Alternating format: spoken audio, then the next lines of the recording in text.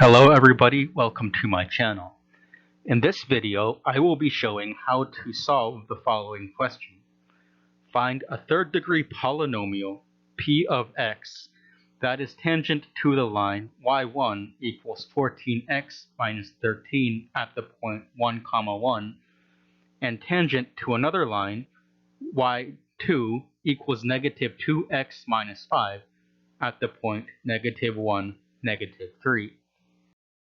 This question comes from the textbook by Larson, Calculus of a Single Variable, 8th edition, and this question can be found on page 161 and is question number 5 on that page.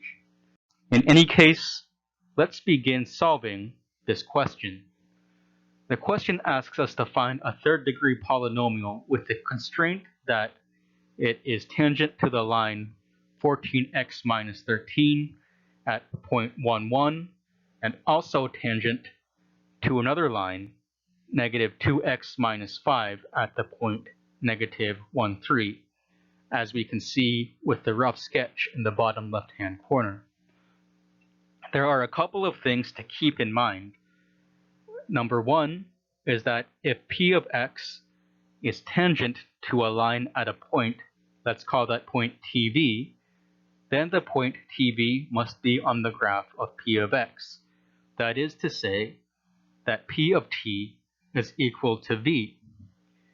If p of x is tangent to a line at a point TV, this also means that its slope at that point is equal to the slope of the line. That is to say, p prime of t is equal to m, where m is the slope of the line.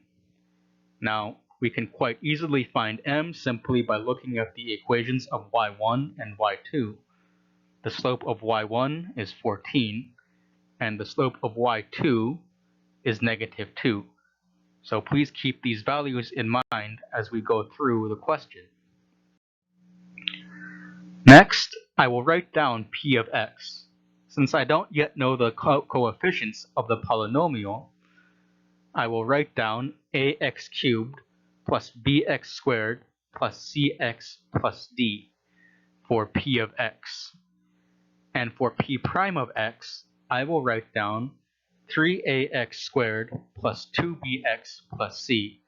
This is simply the derivative with respect to x of p of x. Next, I will substitute x equals 1 into the expression for p of x. If I do this, I get a plus b plus c plus d is equal to 1. Next, I will substitute 1 into the equation for p prime of x. And if I do this, I get 3a plus 2b plus c is equal to 14. I follow the same procedure for x equals negative 1. And this means that p of negative 1 is equal to negative a plus b minus c plus d, which is equal to negative 3.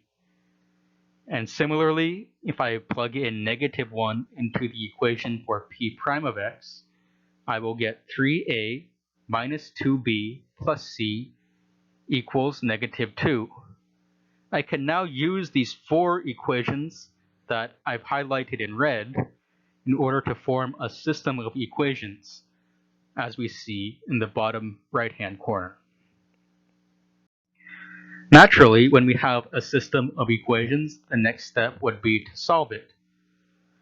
To do this, I will first subtract equation 4 from equation 2, and doing this gives me 4b equals 16, which means that b is equal to 4. I can substitute this value of b equals 4 into equations 1 and 3. And doing this will give me the value d is equal to negative 5. Now I have the values of b and d, which are 4 and negative 5 respectively. I can now substitute these values into the system of equations. After doing some bookkeeping, we come up with the following four equations. a plus c equals 2, 3a plus c equals 6, negative a minus c equals negative 2, and 3a plus c equals 6. We can see here that equation 3 is simply equation number 1 multiplied by negative 1. As such, we can eliminate it from the list.